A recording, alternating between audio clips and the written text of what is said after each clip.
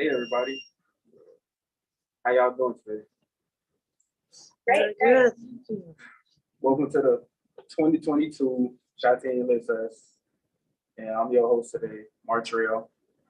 I'm one of the teams who helped create and set up today's event, and I hope y'all enjoy it. Today we have a special guest, Jean Deaux, a professional artist from Chicago. So, how you doing, Becca? I'm good. Today we're gonna be asking you some questions. I'm glad that you have me with us today. First question that I have is, what motivates you? I'm originally from Chicago, went to West Side Chicago. So that's like my first motivator, like being from the city, growing up in the neighborhood area, my family. Most of my family is from here.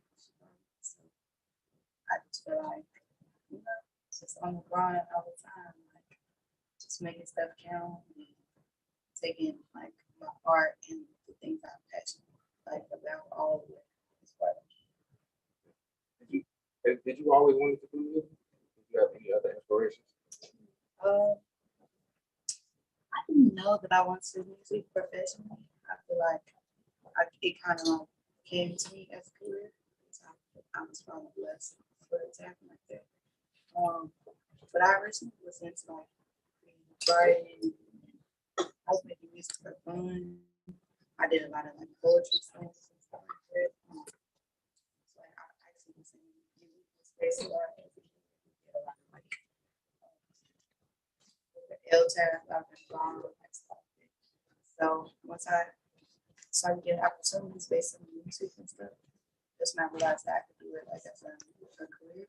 And that's kind of how I decided. I always had fun with it, but I was just wasn't sure like that it was possible until I full time. Yeah, I mean, you got a similar story. Okay. Oh. What is like, do you have any advice for people that want to do music like you or anything? Just like to really like hone in on like why, like what your goal is. I guess I've been making this about 12 years now. And I've been doing it professionally about 8 or 9 years. So a lot of people tell me like I'm humble and stuff like that, but I think it's just because I just stay focused on what you asked me earlier, what motivates me and my family. So that's kind of the advice I would give to young artists, to just like find out why you did it and never forget that, because a lot of people become successful and then start focusing on like the money or start focusing on the popularity or how people treat them. It's very easy to get like lost in it. And I feel like as soon as you do, you run the risk of not having that, what makes you special, because your focus is on being the best you can be. So just like staying focused and always trying to be a better artist than you was before. Never be too afraid to take constructive criticism. Don't be hard on yourself, but just always know you can be better. Yeah. I keep that in mind. Even feeling like I'm a good artist now, I always know I can be better. So that's my advice. Do anybody else have questions? The audience. Their question?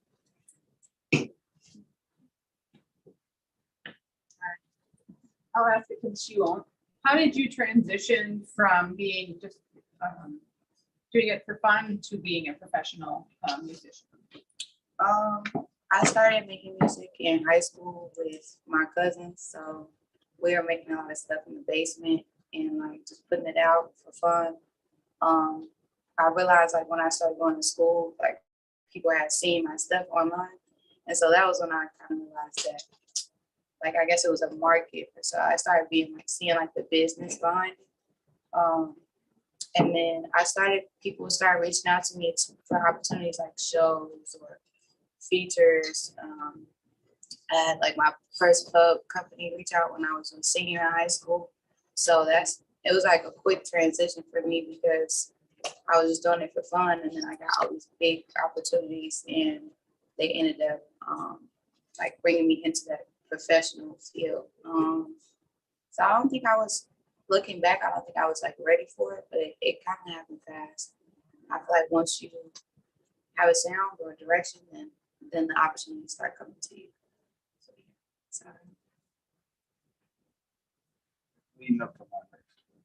See, I've been making music since 8th grade, and music has been my passion for a long time. How does music make you feel as a person? that's a good question. I mean, music really, like when they say like it can be like the soundtrack to your life. That's like always been my connection with music. Like listen to other people's music, like that I'm fans of, like Kendrick Lamar. I listen to a lot of hip hop growing up, so a lot of that stuff made me more like aware of society and stuff like that. So music's always been, I can say, like an escape for me. When I started making music, I want to give that feeling to other people, like an escape from whatever reality they get if they want to like get away or whatever. So that's kind of what music is for me, just like the way to like leave my mind for a little bit. I like writing songs too because sometimes like when I'm making a song, like the things that will come out of me, you know, you write a song, you write lyrics, you might write about stuff that you didn't even know you was thinking about. So you listen back, you're like, wow, that's like really been on my mind or like really been on my heart. So music is kind of like that for me, where it's like I get to kind of just be free and like get my thoughts and my feelings out, and it's like a healing process. Also.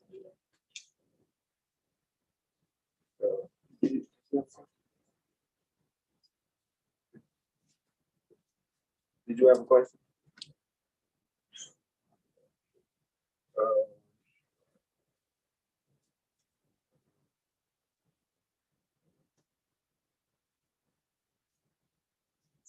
That's a question.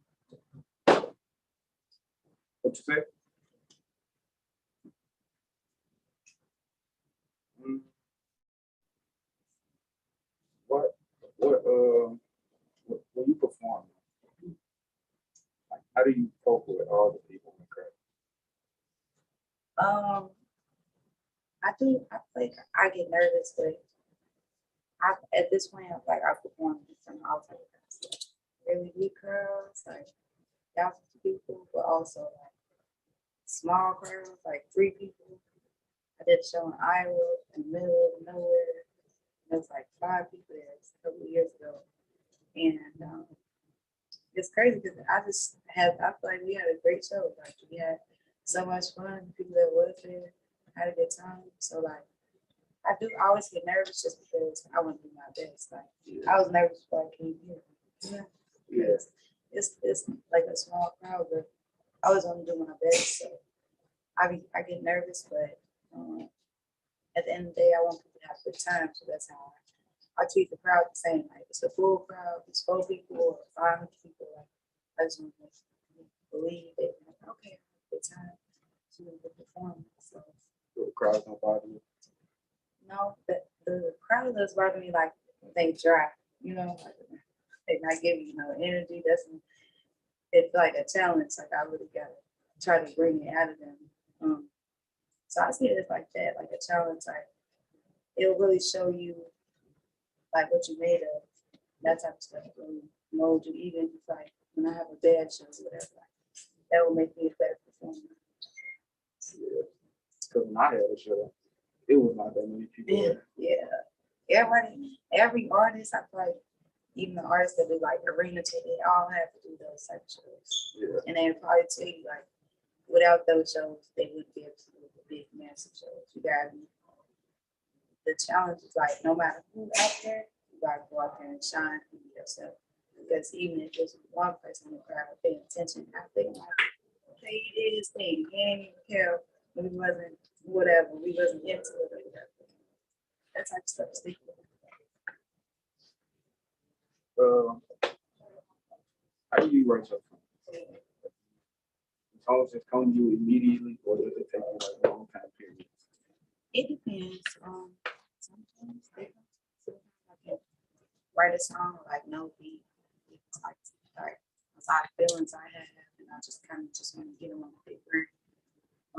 But for the most part, the inspiration it comes from like the type of beats I listen to, or if I work with a producer, and I go off just like the feeling of the song, the emotion of the beat, and I end up writing words later. So like I record like gibberish at us, you know, like sound good, what sounds like it has a good relationship with the beat.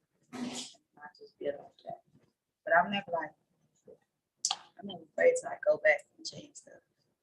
I'll change the song 5, 10 times before I'm ready to put it out. Just making the words the best they can be, making the concept real sharp. So yeah, I mean, I worked on the song for years, till it's done. So I feel like it's complete. Song is that special. I take words from like all over the place. So I can stop it. Have something to write about. Yeah, that's good too. Write prompts I do like the same type of writing prompts you do for like poetry or like fictional writing. I use that type of stuff too. But I take random stuff from around me because I don't like to use the same words or the same concepts. Like it's hard to use the same baby and I'm in Try to love switch with my it. heart. Try to switch it up just a little bit. Yeah, give some like people something like fresh, refreshing. So, what's your passion? My passion. Don't switch it up. It's my passion. Like I'm just like the Chicago girl, you know. Yeah. And my white ones just look something. I think I'm trying to build my passion more now. I'm not really a person like buy a lot of stuff, like clothes and stuff like that. So like now I'm finally at the time where I like try to do stuff like that and like build up my personal style. I'm like the sneakers, jeans, like the baggy clothes, type stuff. But I'm working on it more. That's a big part of the like the personal style, I guess, as an artist. I really see. I'm getting used to that, like looking like an artist and see not very easy. So, what the hard growing up in Chicago for you? Art, it's yes and no. Like it's like you from Chicago, right? Yeah, so you know it's not easy. Like, it's definitely challenging, but it's like one of those things I want to trade it for nothing. Like, I want to trade growing up in Chicago for nowhere else because he kind of just like made me who I am, just like even be like how I am business minded, like just no nonsense, no finessing me, no folding, no, can't get over on me. Like I just take that mentality that I grew up with into the music industry. And I live in LA now, so being from Chicago, being like true Chicago, like my personality, my attitude is kind of like it can be a little weird. Blending in, fitting in with people who don't really never been in Chicago, don't understand how we are. So I would say that is more hard than actually being from here and being at home. It's harder now, like being outside of the city and like having to adapt to like these professional environments. But I love being from Chicago.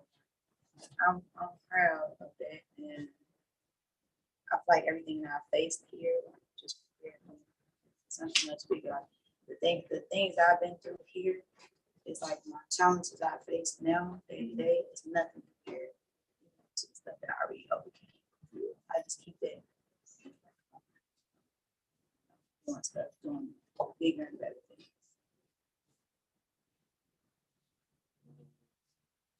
Do you have any questions for me? So what's tell me about your art? How you got started? You say you've been making music since 8th grade. Music. I record in this library. Cool, yeah. It all started here with my mentor, Jonathan. When I found out that they was opening the studio, I was going in there playfully. I wasn't really serious about it until I came out of it. Yeah, you like what you heard. Yeah, That's dope. but at the time, it wasn't the best music. It took me like 2 years to actually get serious with it. But I'm looking back on it now, and I'm really proud of how I came up with. Yeah. I started in like grade 2. My first 2 songs I recorded was at Hill Washington Library. Yeah. So like these type of spaces be super important. And it is though, like you should be proud of yourself for developing your own talent, not like that thing. Yeah. Everybody's so used to just posting something more viral and then that's it. I have a mentor too, Brother Mike, he passed away 4 years ago. He was like my first introduction into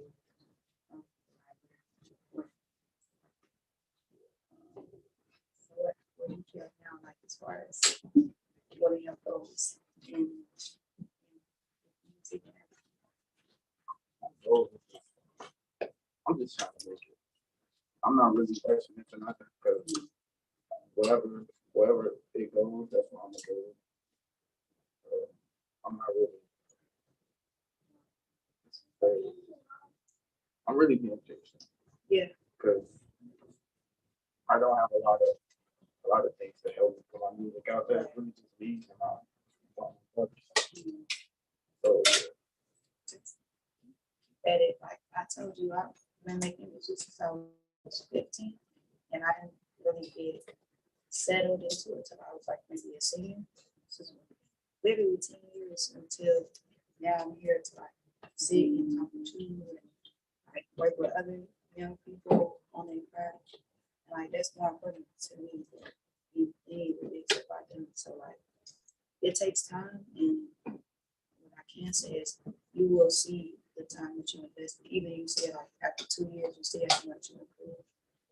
All that time while you're doing it, it kind of feels like redundant because you're doing it for so long. You feel like you're not going to be more.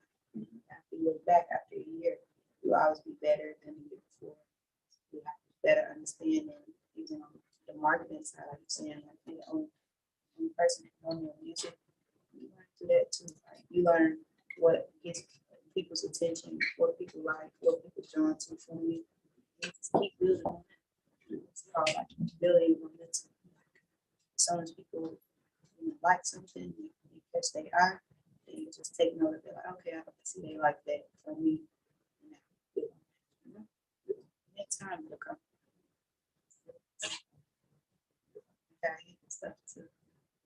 I've been taking inspiration from some of yours. Really? Yeah. Like that. When they first announced that you was coming, I didn't know who you were. Okay. Then I checked out a few of those songs. I'm like, okay, she's from Chicago. I can hear the lingo. I can feel what she's going through in her songs. And I appreciate it. And then you talk today, the similarities that we have is very inspirational. The first probably. I'm originally from the north side, but I grew up out west. Okay. I'm gonna say out west. What part of the north side? Okay. I used to go to school at Lincoln Park, so you don't say it. And, also, I grew up Robert Taylor. Rogers Park, all of that. Yeah, north and west side. Yeah. Go to a workshop today too. Yeah. Do anybody else in the crowd have questions?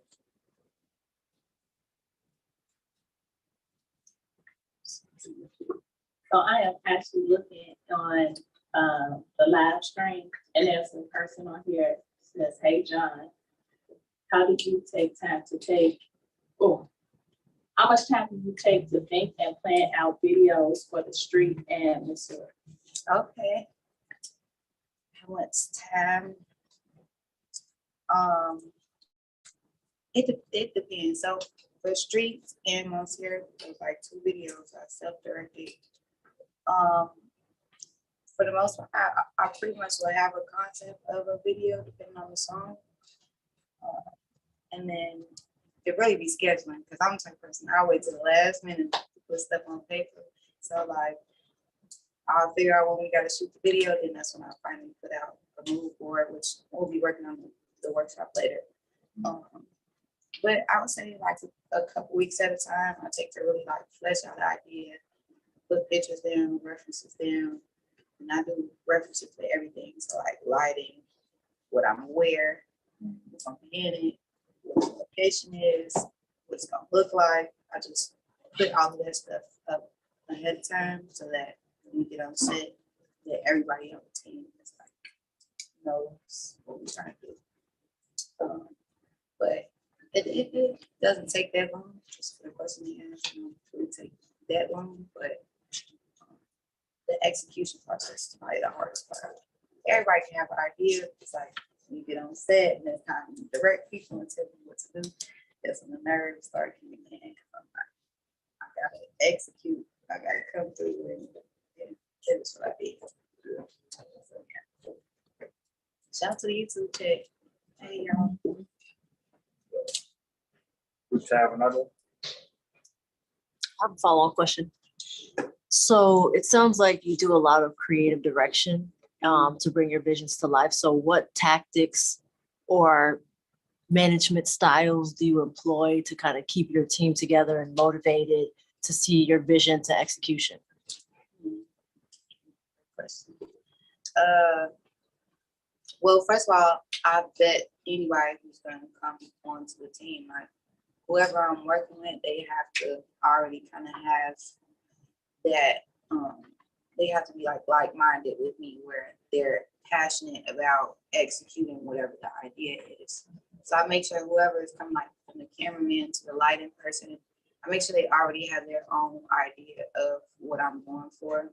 A lot of like people on my team that I have worked with, so like I shot a video for my song Belly here, and I work with some people who are from Chicago, and I made sure like I always have a full comprehensive guide of everybody on the team. Like I said, like the lighting person to the DP to how we gonna frame the composition to what the location, how we gonna live in the location. I do a lot of the production as well, so I just make sure beforehand, before we even get into it, that everybody is already willing to go, like to really commit to getting that final product. And then from there, once we have that trust, I kind of just let people fall into, whatever their thing is. Because at the end of the day, I still got to be on camera. And that's the hardest part is once I get on set and I got to be in makeup in here, I don't have time to think about if the lighting person is getting it right, if the camera person is getting it right. So that's why I have to have that trust beforehand before we do anything. Like, I got to trust that when we get on set, you're going to know exactly what I'm going for. And we're going to be able to get it done. And then it's worked for me. I feel like this year I put more effort into like working, just going for it, and just making sure the quality matches the last thing I did every time. That's also super important for me. You don't write down like scripts. I work on scripts. I have put like scripted things to a video. So I directed a video for Smino called Wild Ass Roses. And there's actually a comedy skit in that video. A lot of people don't know that I wrote that skit. So like they improvised on top of what we wrote, but depending on the project, if there's dialogue or any type of, I don't hold back, I could really kind of dabble into whatever. So I'm working on like some short films, my own. That's really what my passion is outside of. Before I knew that I was going to do music, I really thought I was going to go to film school. And that was like, I really thought I was going. I swore I was going to school. I went to go to Kansas City Art Institute or something like that. It's like a film school. And I was totally invested. And I got my first club deal at 18 and went to New York and started working with all these artists. So okay, maybe not college yet. It's not giving a higher education yet. But college is good, go to college. But yeah, that's kind of how I got into it. And I still want to do that. I just, one thing at a time. Something that I learned from older musician, who's a woman recently. She was just saying like, go where your gift calls you. Like it might not be where your ideal place is, but sometimes it can put you in a position to get closer to that place. So even like going to LA and those are my big sessions with other artists, I'm writing for them or I'm like featuring on their stuff. And it's like you want people to come, come put a song out, whatever, but I'm willing to just be in the spaces because I guess interest me to this producer and then they give me this session to work on my own stuff. So wherever I'm at, I'm gonna kill it, and just keep the agenda going. Supposed to. Okay, that's how he's supposed to do it. I do. I was sorry for you. But I just wanted to know, like, how do you keep it fun? Because this is like Keep it fun. Yeah, like just music, and I like to write and I like to sing, but I'm just worried about it drying up, as soon as it becomes necessary. Because, I've done this since I was 10, like written and, just made things. But I feel like once it becomes necessary, it's going to dry up on me. So I just want to know, like, how you keep that. I feel like that's a valid concern. I think a lot of artists that are mainstream struggle with that. A lot of people don't know. Half the time when I am called to do a session for artists, it's because they might be in that space where they kind of feel like, I feel like when so many people love you and they build you up, it's like people are really scared to let people down. But like where you are, you're still like where you started. So I wouldn't don't let that fear consume you or like in a way. I think it was, I don't want to misquote the person. It's a Black woman author that says, work on habit and not inspiration. Octavia Butler? Yes.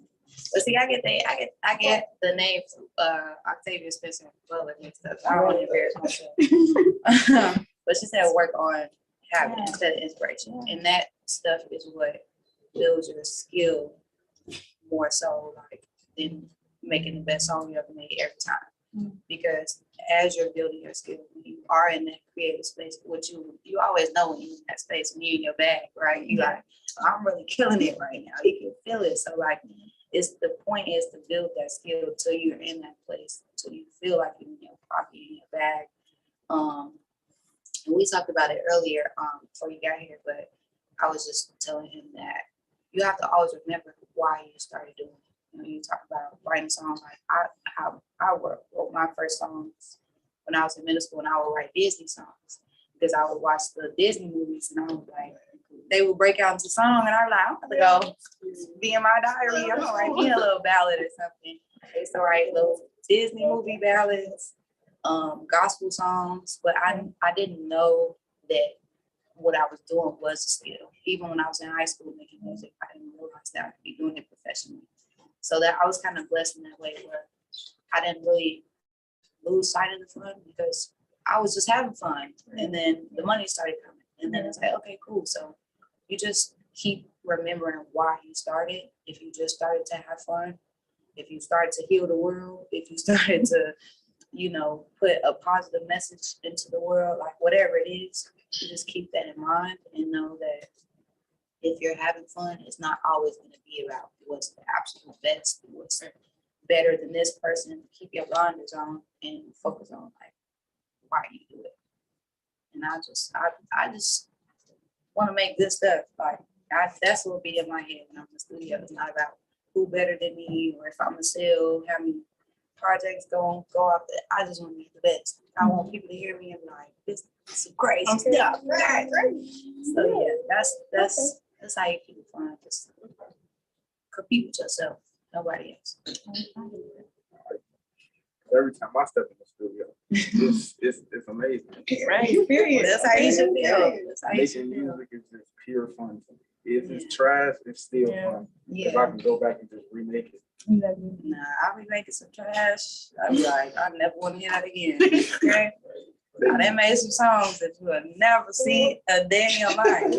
But it was fun to make. So cool. Keep it moving. My friends will bring it up to this day, clown me about it. You gotta laugh, can't take yourself too seriously. Okay, I have another question. So I'm a jeweler.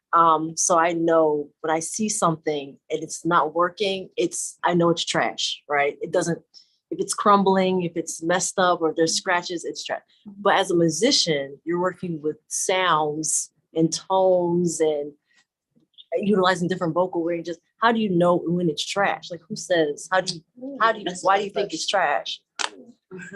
I think so. So this is a question because a lot of times my uncle gave me advice a while ago, and he said, "Don't be afraid to trash your idea if it's not working. Like, don't be afraid to start over and do something new." And that really helped me because I feel like when you first started, when people do tell you you're talented, sometimes we have this idea in our mind that like everything we're supposed to do is supposed to be fire. So whenever I make something that's not fire, it's like now I'm kind of scared. Like I gotta try and make this work so I could feel like I'm whatever. But after I raised that fear, like not being able to start over, it kind of helped me from like sometimes when something is trash, which is it's an exaggeration. Nothing's really trash, but I try to think like, is it just what my idea is not working, or is there something about it that's taken away from why it could be better? So like if I make a song and I feel like it's terrible, it might be the tone or the delivery. It might be my voice that day. Like my voice is raspy, I'm not able to sing like I usually do. It might be the words, you know, like sometimes something can be tweaked and changed to bring out something better in it. And everybody that listens to it won't be able to tell you why they don't like it. But if you make that, you make that subtle change, people have a totally different reaction to it. Like, I don't know what you did, but now it's hidden for me. You say you're a jeweler, like you make jewelry. Yes. So I know like you might make a change to a piece or something, and now you're like, okay, that brought it out, and now I know what it is.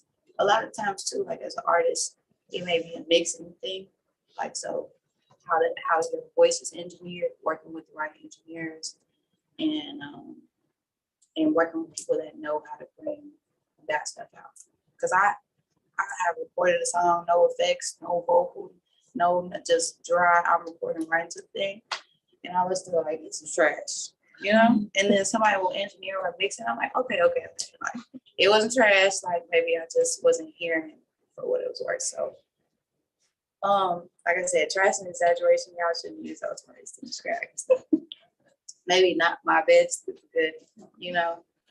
Back to the drawing board type vibe. But everybody has those days, so I feel like even Beyonce have days where she's not feeling it. Yeah, and I just keep that in my mind at all times. If Beyonce can do it, okay.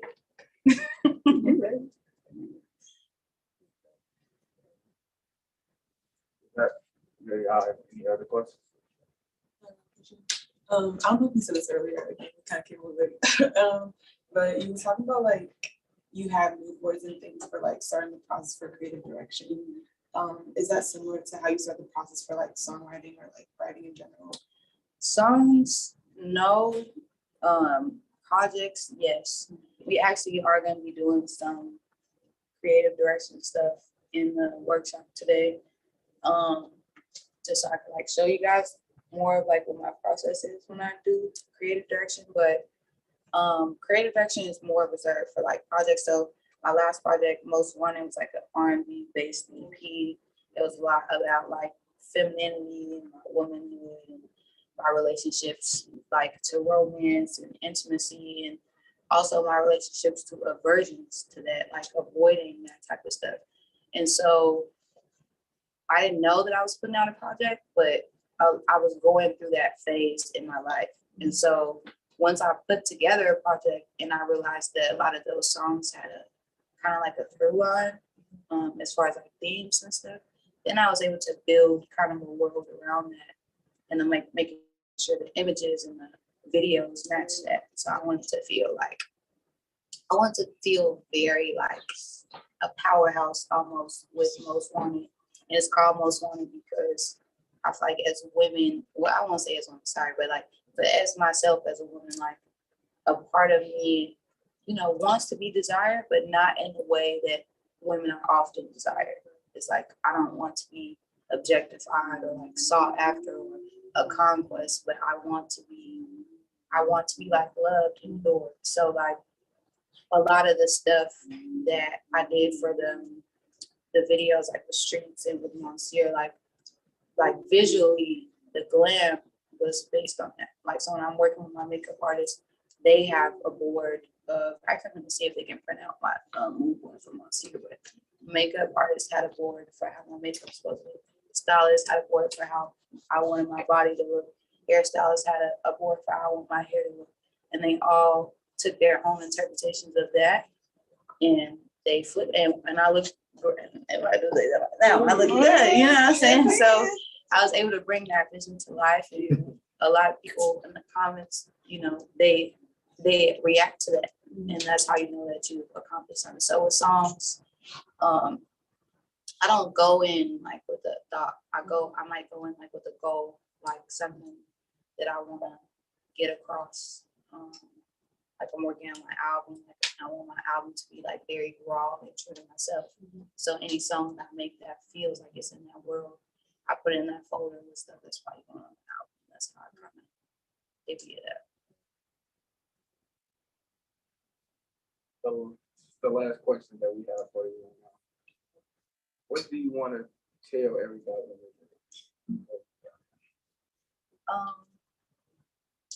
Yeah, that's the hardest question. To just like take it easy on yourself. Like I feel like I always had like super big dreams, and I feel like every year that I've made progress as an artist, I was like, next year I'm doing this and I'll be da, da, da. And the next year would come and I wouldn't be there.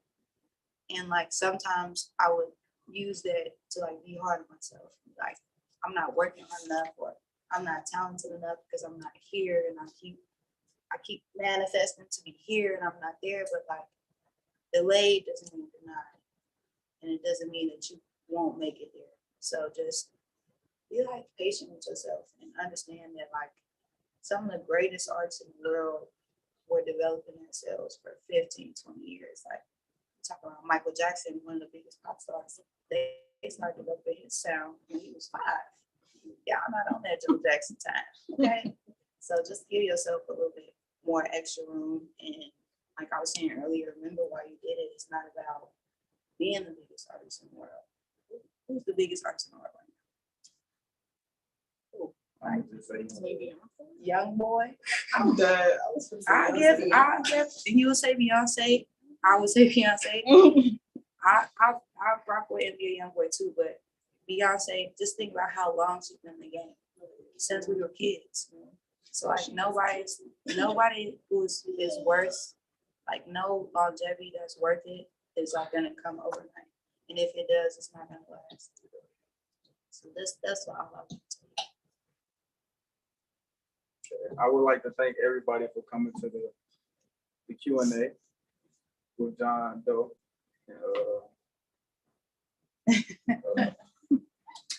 Thank you, Arthur. Is